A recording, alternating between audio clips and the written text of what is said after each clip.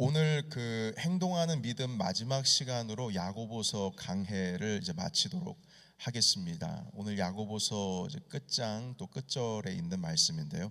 야고보서 5장 15절에서 20절까지의 말씀으로 같이 읽도록 하겠습니다. 야고보서 5장 15절에서 20절 말씀.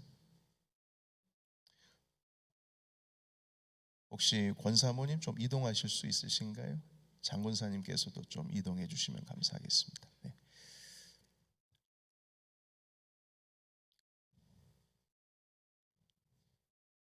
자리 없으시면 권사모님 맨 앞자리에 보세요. 백권사님 옆에. 네. 야고보서 5장 15절에서 20절까지 말씀, 우리 함께 한 목소리로 주님 말씀 읽도록 하겠습니다. 자, 시작. 믿음의 기도는 병든 자를 구원하리니 주께서 그를 일으키시리라. 혹시 죄를 범하였을지라도 사하심을 받으리라. 그러므로 너희 죄를 서로 고백하며 병이 낫기를 위하여 서로 기도하라. 의인의 간구는 역사하는 힘이 큼이니라. 엘리야는 우리와 성정이 같은 사람이로되 그가 비가 오지 않기를 간절히 기도한즉 3년 6개월 동안 땅에 비가 오지 아니하고 다시 기도하니 하늘이 비를 주고 땅이 열매를 맺었느니라. 내 형제들아, 너희 중에 미혹되어 진리를 떠난 자를 누가 돌아서게 하면 너희가 알 것은 죄인을 미혹된 길에서 돌아서게 하는 자가 그의 영혼을 사망에서 구원할 것이며 허다한 죄를 덮을 것임이라. 아멘. 요즘에 그 감기가 이렇게 뉴욕에 돌고 있는 것 같습니다. 그러니까 지난주에 우리 성도님들도 한 24분 정도 교회를 감기, 기침, 고열 이런 것 때문에 못 나오셨는데 그 감사하게도 주간에 그 100일 기도에 많이들 또 참여해 주시고 또 이 저녁 시간대 또 함께 해 주신 여러분들 하나님께 감사를 드리고 우리 몸 항상 건강하게 유지하면 좋겠습니다. 그래야 또 기도의 시간도 우리가 함께 채워나갈 수 있으니까요. 제가 또 우리 학교 선생님들 우리 교회 많이 계시지 않습니까? 여쭤보니까 학교에서도 아이들이 많이들 이제 그 결석을 한다고 그러더라고요. 그리고 이웃 교회도 물어보니까 지난 주일에 3분의 1이 안 나오셨다고 그러더라고요. 그래서 우리 성도님들 항상 몸 조심하시고 그리고 또 우리 함께 기도하는 데에 계속 함께 집중하면 좋겠습니다. 자, 그래서 오늘 야고보서 마지막 시간 강해로 행동하는 믿음 마지막 중보기도의 힘이란 제목 가지고 함께 말씀을 나누겠습니다. 그 야고보서는 믿음으로 사는 사람들의 그 믿음의 실천편이라는 말씀을 자주 드렸습니다. 처음 시작할 때부터 우리가 믿음의 사람들이라면, 믿음으로 말미암아 구원을 얻은 사람들이라면 어떻게 살아가야 되는가에 대한 how to live in Jesus, in faith, 그러니까 내 믿음 안에서 어떻게 내가 살아갈 것인가에 대한 구체적으로 내가 어떻게 살 것인가를 보여주는 것이 야고보서입니다. 그래서 믿음으로 구원을 얻은 사람들은 이렇게 살아야 된다. 그래서 구체적으로 그 믿음의 삶에 대한 여러 주제들을 지난 5장에 걸쳐서 함께 말씀을 나누었습니다.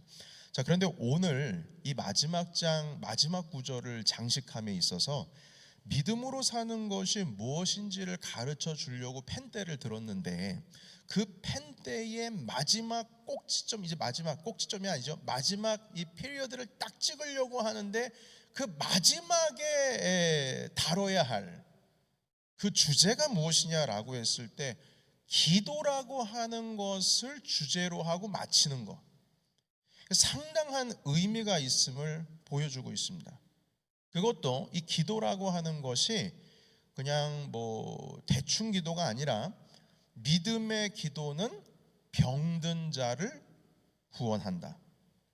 뿐만 아니라 믿음의 기도는 죄를 범하였을지라도 사심을 받는다.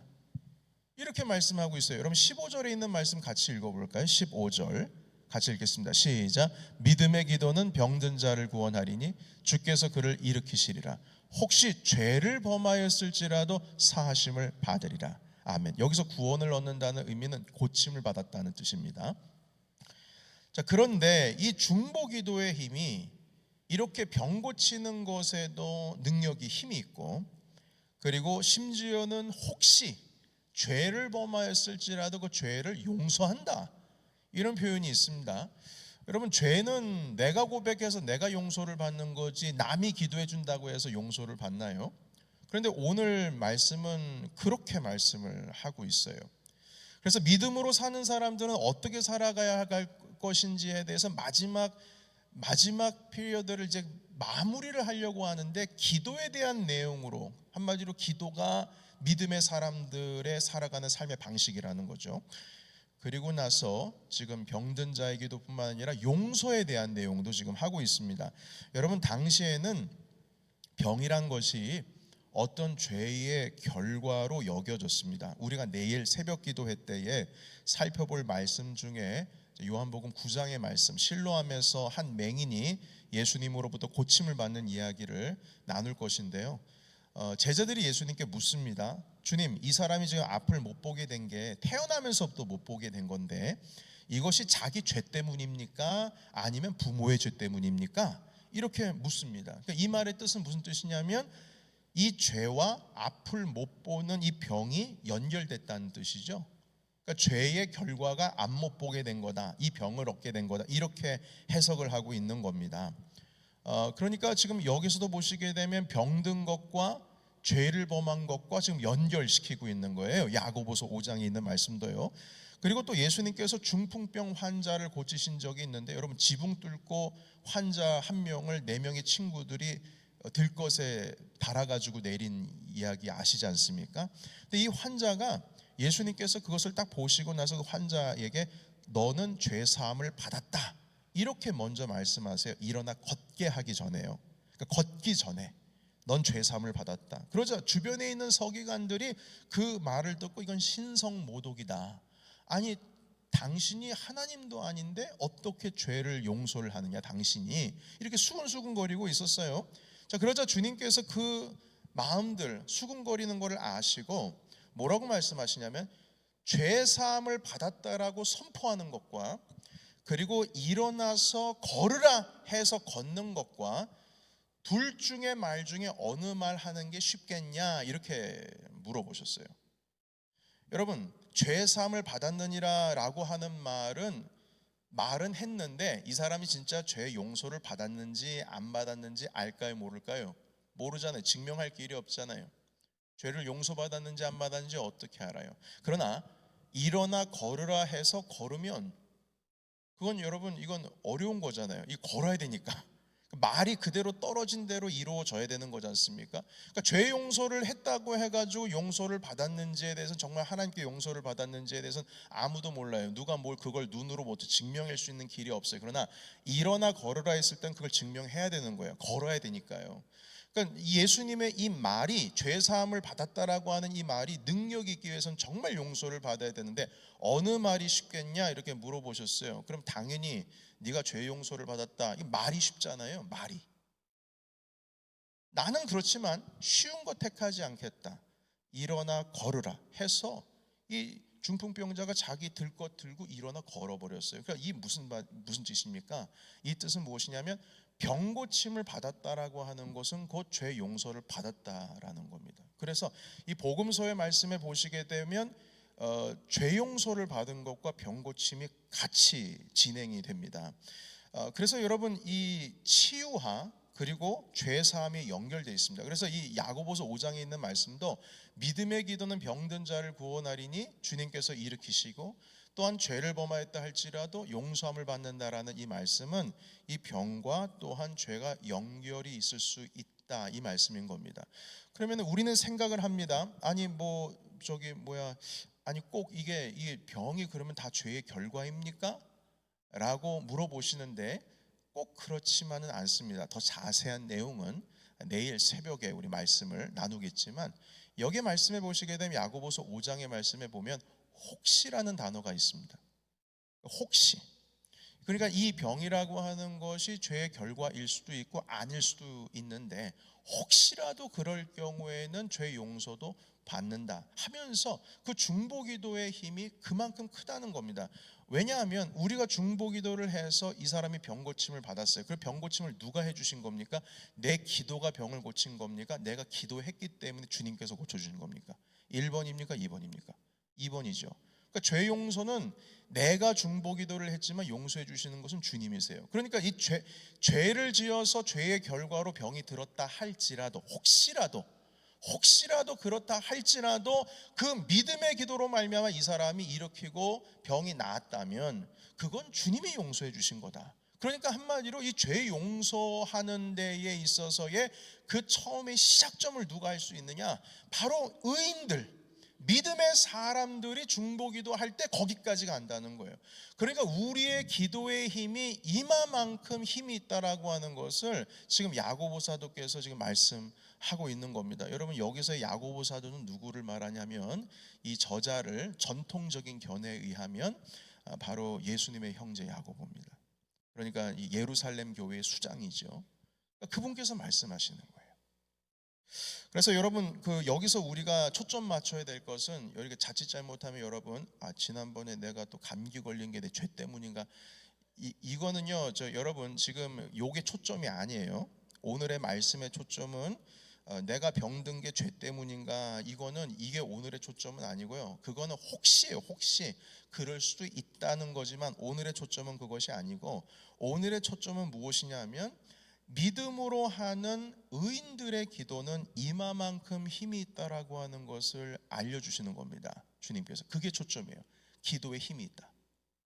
죄 용서까지 일으키는, 주님께서 그 병을 치유해 주심으로 인하여서 그의 죄까지도 달아나 버리는 그런 힘이 있다라고 하는 것을 지금 배우고 있습니다. 여러분, 그래서 이 믿음의 기도에 대해서 설명하시려고 17절부터 보시게 되면 엘리야에 대한 말씀을 하시는데, 우리 먼저 말씀 읽어볼까요? 우리 17절과 18절 같이 읽겠습니다. 자, 시작. 엘리야는 우리와 성정이 같은 사람이로되 그가 비가 오지 않기를 간절히 기도한즉 3년 6개월 동안 땅에 비가 오지 아니하고 다시 기도하니 하늘이 비를 주고 땅이 열매를 맺었느니라. 아멘. 엘리야 선지자께서 갈멜산에서 850명 되는 바알 선지자들, 아세라 선지자들을 다 몽땅 불러 모아놓고 제사 대결을 했어요. 예배 대결을 한 거죠. 하늘에서 불이 떨어졌어요. 하나님 여호와의 불.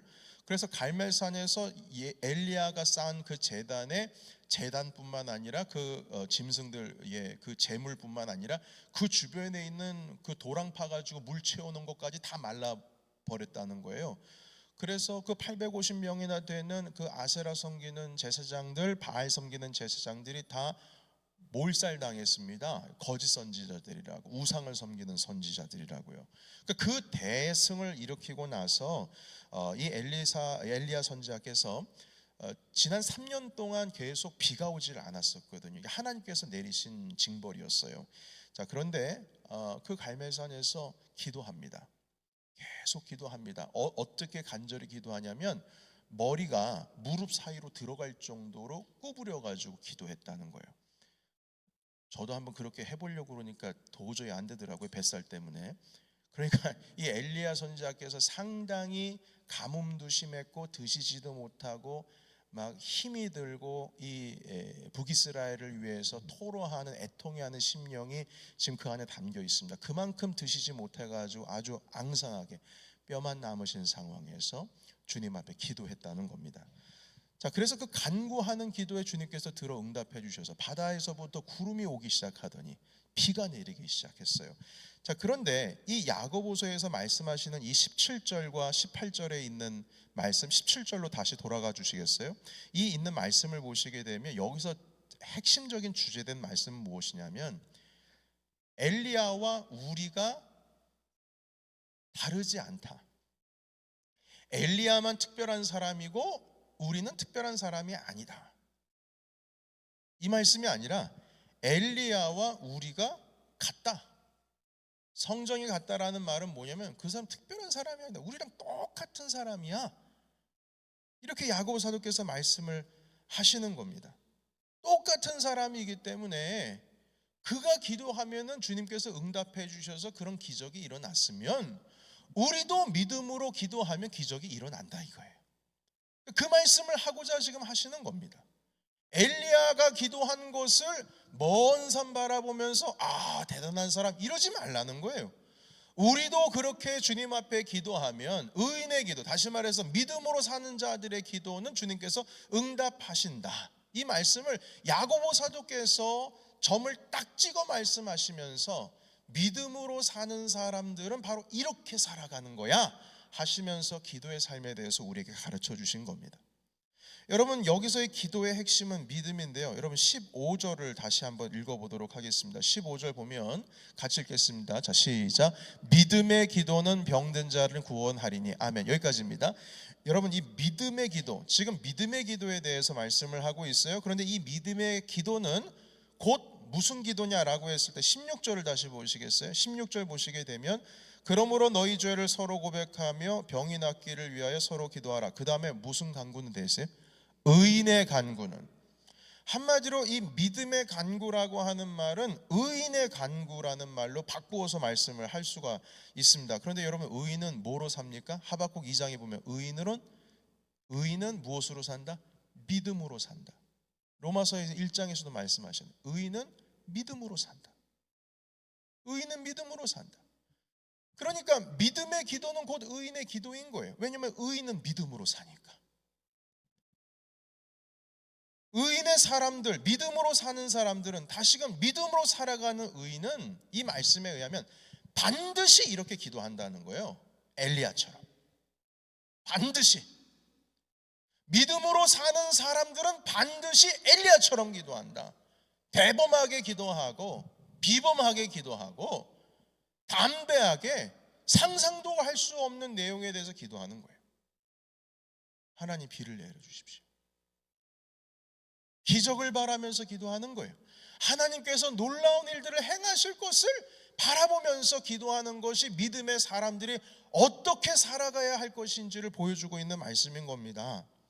여러분, 그래서 평범한 사람이다, 난 지극히 평범하다, 난 평범 그 이하다, 걱정하지 마세요. 믿음으로 살아가는 사람들은 이렇게 살아가게 되면 엘리야처럼 주님께서 역사하는 힘이 큰 그 능력을 부어주신다고 말씀합니다. 그래서 여러분, 아프면 기도해 줘야 되는 거예요. 아프면 병원 먼저 달려가는 게 아니라, 여러분, 병원은 달려가야 돼요, 안 달려가야 돼요? 달려가야 돼요. 지난주에 말씀을 드렸죠. 교회의 장로들, 우리 지도자들을 불러 모아놓고 뭘 바르라고 그래서 맨 처음에 기름을 발라요. 이 기름은 약이거든요. 기름을 바르면서 뭐 하라고 하셨어요? 기도하라고 하셨어요. 그런데 그 사람이 나았어요. 그러면은 약 발라서 나은 거예요? 기도해서 나은 거예요? 기도해서 나은 거예요. 우리 성경에 지난주에 말씀 다시 한번 이 야고보서 5장에 있는 말씀을 보시게 되면 그 내용 우리 지난주에 함께 이미 말씀 나누었어요. 그러니까 병원 달려간다 하더라도 우리는 기도해야 되는 거예요. 이것이 믿음의 사람들이 어떻게 살아가야 하는지를 가르쳐 주시는 겁니다. 그 중보 기도를 통해서 역사가 이루어진다. 이것이 바로 의인들, 믿음의 사람들이 살아가는 방식이다, 이렇게 말씀합니다. 그래서 믿음으로 사는 사람들은 어떻게 살아야 하는가?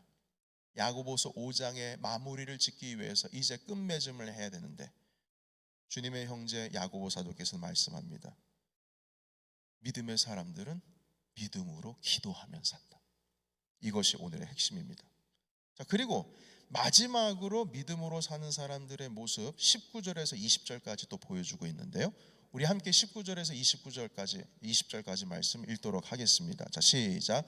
내 형제들아, 너희 중에 미혹되어 진리를 떠난 자를 누가 돌아서게 하면 너희가 알 것은 죄인을 미혹된 길에서 돌아서게 하는 자가 그의 영혼을 사망에서 구원할 것이며 허다한 죄를 덮을 것임이라. 아멘.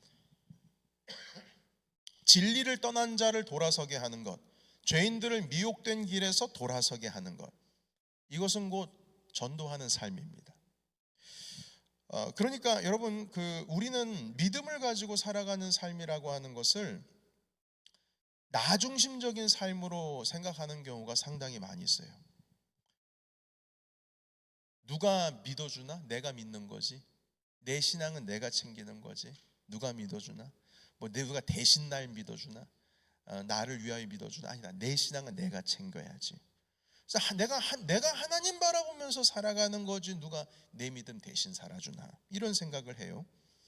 그런데 여러분, 사실 믿음이라고 하는 삶은요, 내가 나 천국 가려고 나 살겠다고 믿는 그런 나 중심적인 삶이 믿음의 삶이 아닙니다. 본래적은 그렇습니다. 나만 예수 잘 믿고 내가 천국 가는 거, 이게 궁극적인 믿음의 삶은 아닙니다. 정말 예수님을 잘 믿으면 내 몸 하나, 내 영 하나 잘 건사하는 것이 아니라 다른 영혼까지 책임질 줄 아는 데까지 나아가는 게 진짜 믿음의 삶입니다. 그래서 여러분, 영적 성숙의 6단계 말씀 나눴죠. 한번 제가 지난주인가요? 말씀 한번 주일날 나눴었는데, 영의 단계, 처음에는 주님을 만나는 단계, 다리를 놓는 단계라고 했고, 그리고 중간에 이제 처음 뜨거운 첫사랑을 만나는 단계, 넘어가서 고난당하는 단계, 그 네 번째 단계를 넘어서는 사람들이 10%도 안 된다고 했는데, 그리고 나서 열매 맺는 단계가 5번째 단계고, 6번째 단계가 뭡니까? 내가 누린 열매를 나눠주는 단계, 재생산하는 단계. 거기까지 나아가야 그게 영적인 성숙의 끝자락에 지금 들어가고 있는 사람인데, 전체 예수 그리스도를 믿는 사람들 중에 3%도 거기에 못 들어간다고 하지 않았습니까? 이거는 저기 풀러 신학교에서 한 박사님께서 2,000명 대상으로서 조사한 내용들이에요. 내게 주신 주님의 은혜의 복을 나누는 삶까지 살아가지를 못해요. 그런데 정말 예수님을 잘 믿으면 그게 뭐냐? 내 몸 하나, 내 영 하나 잘 건사하는 삶에서 끝나는 것이 아니라 다른 영혼까지 책임지면서 주님께서 내게 주신 그 은혜를 나누는 삶까지 나아가는 것, 이게 진짜 믿음의 삶이라는 겁니다. 여러분, 그래서 사도행전 16장 30절 말씀 잠깐 보실까요? 사도행전 16장 30절. 자, 시작. 그들이 데리고 나가 이르되 선생들이여 내가 어떻게 하여야 구원을 받으리까 하거늘, 그 다음에 이르되 주 예수를 믿으라 그리하면 너와 내 집이 구원을 받으리라 하고. 여러분, 이 말씀은 제가 자주 인용하는 말씀인데요, 내가 어떻게 해야지 구원받습니까? 그러면은 말씀 전하는 사람은 당신이 구원받는 것에 대해서만 얘기를 하면 되는 거예요. 맞죠? 그런데 이 말씀을 하시는 이 사도 바울께서는 뭐까지 말씀하시냐면 당신과 당신 가족들까지 구원 얻는 것에 대한 말씀을 하고 있어요. 어떻게 하여야 내가 구원을 어떻게 얻겠습니까? 30절에 정확하게 내가 어떻게 하여야 구원을 받으리까 하면 당신은 이렇게 하면 구원을 얻습니다. 이러면 되는데 주 예수를 믿으라 그리하면 너뿐만 아니라 너의 가족이 구원을 받으리라 말씀하세요. 이 말씀은 무슨 뜻이냐면 나만 잘 믿으면 되는 게 아니라는 거예요. 믿음의 끝자락까지 가려면 나도 예수 잘 믿고 누구까지 예수 믿게 해야 되는 거예요? 내 가족까지. 정말 믿음의 삶이라면 번져나가는 삶을 살아가는 것이죠. 예수는 내가 믿는데 왜 우리 집 구원을 얻습니까? 내가 구원 얻으면 끝인 것이지. 그러면 끝인데요, 이 속성이 무슨 뜻이냐면 믿음이라고 하는 것은 번져나가는 속성이 있어요. 그래서 네가 믿음으로써 구원을 얻으면 너만 구원을 얻는 게 아니라 믿음으로 구원을 얻은 너의 그 믿음이 가득한, 믿음이 충만한 삶 때문에 너의 주변에 있는 사람들도 구원을 얻게 되는 거야. 너 때문에 결국엔. 이 말씀하시는 거예요. 그래서 여러분, 이 믿음이라고 하는 것이 나 하나만 책임지는 것이 아니라 결국 내 집안 책임지고 내 주변에 있는 사람들, 내 다른 영혼들도 살펴야 되는 일이라는 것을 알아야 된다는 겁니다. 그래서 야고보서 지금 5장 마지막 그 마침표를 찍기 전에 말씀하시기를 진짜 믿음으로 사는 사람들은 무엇이냐? 죄 가운데 빠진 사람들 건져내는 사람이다. 이렇게 말씀하시는 거예요. 하나님께서 아브라함에게 복을 주실 때에 사실은 아브라함에게만 복 주신 게 아니에요. 창세기 12장의 말씀에 보면 우리 교회 비전 사명선언문도 같지만 아브라함에게 뭐라고 말씀하시냐면 너를 통하여 세상에 있는 모든 민족이 복을 얻을 것이다, 이렇게 말씀하셨어요. 이 말은 무슨 뜻이냐? 하나님께서 복은 아브라함에게 주셨어요. 근데 아브라함이 통로가 돼요. 채널이에요. 그래서 다른 민족까지 복 받아요. 그러면 여러분, 아브라함을 통해서 그 복이 흘러갔기 때문에 하나님께서는 지금 아브라함만 복 내리신 게 아니라 결론적으로는 어디까지 복을 내리신 거예요? 모든 민족까지 복을 선포하신 거예요. 창세기 12장에서. 아브라함아, 내가 너에게 복을 줄게. 이 말은 뭐냐면, 야, 세상 모든 민족이 너를 통해서 복 받는 거야. 이 말은 지금 내가 너에게 복을 주지만 너만 복 받는 게 아니란다. 너 때문에 사람들이 다 복 받는 거야. 이 말은 주님이 그들에게 복을 나눠주신 거거든요. 그러면 아브라함은 어떤 책임이 있어요? 나에게 주신 복을 흘려보내야 될 책임이 있잖아요.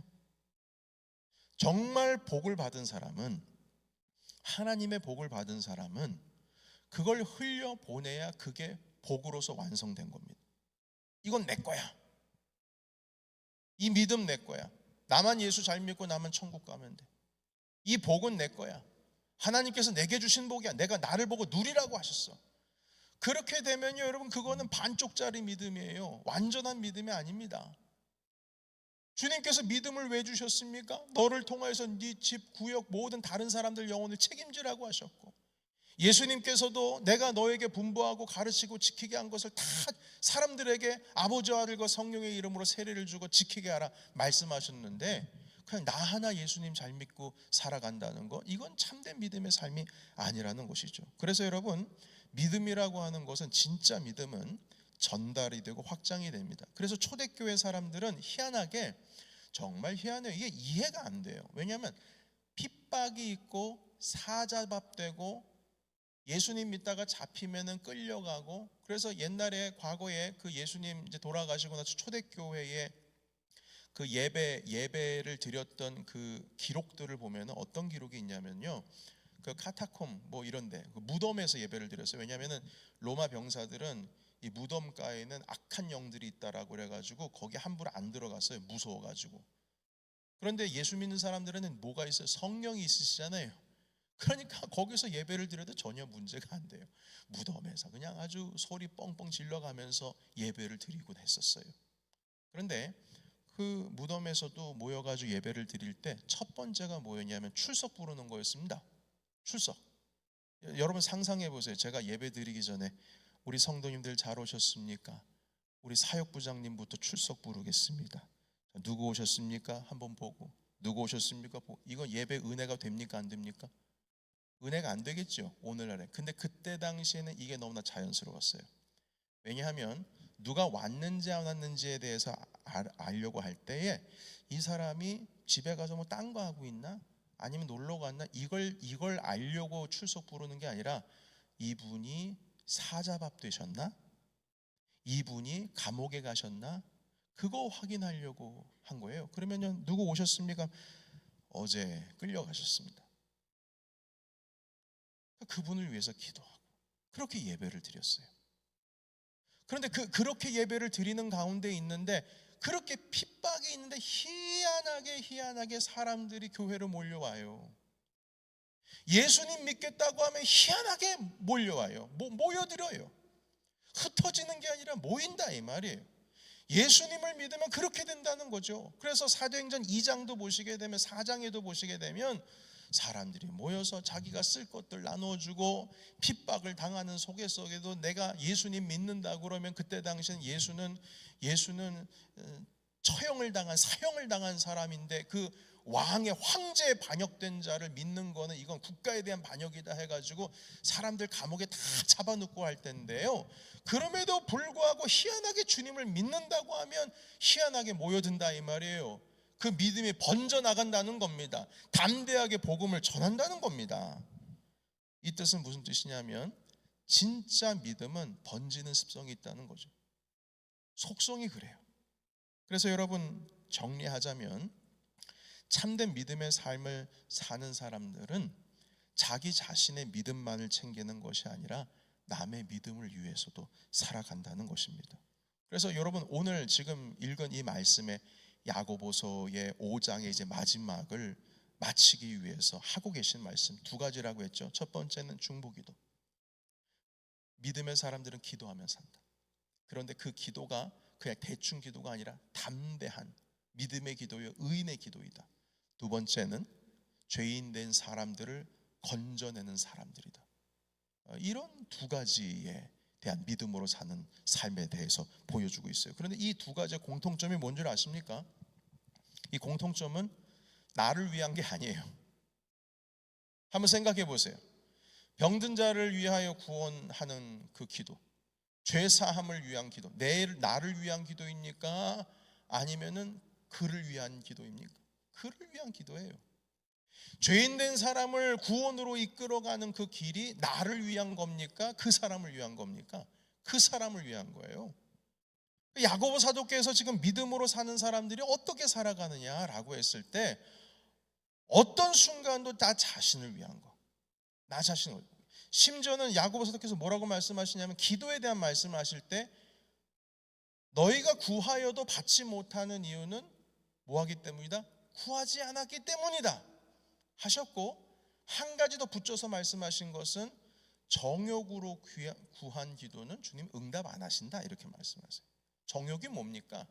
내 욕심이에요. 내 욕심. 남을 위해서 기도하면 주님께서는 들어주시는데 희한하게 내 욕심을 위해서 기도하는 거는 안 들어주신다 이렇게 말씀하세요. 그러니까 이 기도에 대한 속성도요, 주님께서 분명히 응답을 주시는 말씀은 하시지만 기본은 무엇이냐면 나를 위한 것이 아니라 다른 영혼을 위한 것이요, 하나님의 나라를 위한 것입니다. 그래서 예수님께서도 마태복음 6장에 이렇게 말씀하세요. 너희는 먼저 뭐와 뭐를 구하라? 그분의 나라와 그분의 의를 구하라고 말씀하셨어요. 나를 위해서 구하지 마. 자기 자신을 위해서 구하는 게 아니에요. 자기 자신을 위해서 무엇을 먹을까, 무엇을 마실까, 무엇을 입을까 하는 기도는 이방인들이나 하는 거고, 너희는 먼저 그의 나라와 의를 구하면 이 모든 것은, 이 모든 것, 너희가 뭘 먹을까 마실까 입을까 하는 이 모든 것은 더하여 주신다 이렇게 말씀하셨어요. 첫 번째는 믿음으로 사는 사람들의 기도의 핵심은 다른 사람들을 위한 믿음의 기도를, 삶을 살아가는 것이고, 또한 다른 사람들의 영혼을 구원하는 데까지 삶을 살아간다는 것입니다. 여러분, 우리가 지금 100일 동안 기도하고 있는데요, 이 기도하고 있는 이 자체가 믿음의 행위입니다. 믿음으로 살아가는 사람들이 보여주고 있는 행위예요. 행동입니다. 믿으면 기도하게 돼 있습니다. 왜냐하면 믿으니까 기도하는 거지. 여러분 믿음이 안 생기면 기도가 안 될 거예요. 믿음이 생기니까 기도하는 거거든요. 자, 그런데 이 믿음으로 기도하는 가운데 우리의 믿음을 더 굳건하기 위해서 우리가 100일 동안 기도를 하는데, 여러분 아직 지금까지 저와 교회가 기도 행진, 기도 대행진, 이 100일간의 기도 대행진만 강조했지 전도에 대한 강조는 했습니까? 안 했습니까? 지금까지 제가 아직 안 했어요. 지금부터 이제 설교 한 5번 남아 있는데요, 기도에 대한 설교만 할 거예요. 주일에 제가 기도에 대한 강조만 하고 전도에 대해서 아직 강조하지 않는 이유가 있습니다. 왜냐하면 기도가 쌓여야 전도의 길이 열리는 거거든요. 기도가 쌓여야 우리 마음에 전도할 마음도 생기는 거예요. 오늘도 말씀해 보시게 되면 중보기도의 삶을 살아가야 된다고 하시면서 맨 마지막을 복음 전파하는 전도의 삶으로 마무리를 하고 있거든요. 예수님께서 120명의 제자들에게 승천하시기 전에 예루살렘을 떠나지 말고 보혜사 성령 하나님을 기다리라고 하셨어요. 그래서 마가의 다락방에서 그 120명의 예수님의 제자들이 예루살렘을 떠나지 않고 모여서 기다렸습니다. 무엇하면서 기다렸을까요? 기도하면서 기다렸습니다. 그렇게 열흘째 되는 날, 오순절 다락방, 마가의 다락방에 성령께서 임하셨고, 비로소 그날 이후로 어느 누가 말 한마디 하지 않았는데도 불구하고 모든 120명이 나가서 길과 시장 바닥에서 예수님이 우리의 그리스도라고 하는 사실을 전하게 되었어요. 사람들이 다 이상하게 생각을 했죠. 그러니까 무슨 뜻이냐면 기도가 쌓여야 성령도 우리에게 임하시고, 기도가 쌓여야 전도의 문도 열리는 것입니다. 그래서 여러분, 우리가 전도해야 된다, 안 된다 이렇게 하지 마시고요, 먼저 기도로 내 안에 성령의 충만함을 받으시길 바랍니다. 그래야 전도의 문도 열리는 거예요. 여러분 억지로 뭐 전도해야 되는데 내 주변에 전도 사람이 없는데, 여러분 기도하십시오. 기도하면은요 전도의 문도 열리고 기회도 열리고, 심지어 내 눈에 누구를 주님께로 인도할 것인지에 대한 주님께서 그 길도, 영원의 눈도 열어주시게 될 것입니다. 여러분, 그래서 왼쪽이지 오른쪽에 있는 이 그래프를 보시게 되면 전도 행진은 0으로 되어 있어요. 그러나 전 조급하지가 않아요. 왜냐하면 오른쪽 그래프가 쌓여지게 되면, 그러니까 왼쪽 그래프가 올라가게 되면 저 오른쪽에 있는 그래프도 올라가는 거예요.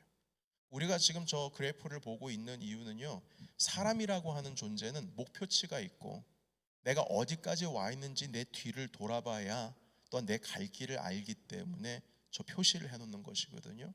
그래서 여러분, 우리가 열심히 기도의 삶으로 들어간다면 이것이 여러분 믿음의 삶인 것입니다. 믿음으로 사는 사람들의 삶의 모습인 거예요. 그렇게 된다면 결국 주님께서 나를 통해서 또한 전도, 또한 죄 가운데 빠진 사람들을 주님께로 다시금 이끌고 나올 수 있는 그 기회도 주님께서 열어주실 줄을 믿습니다.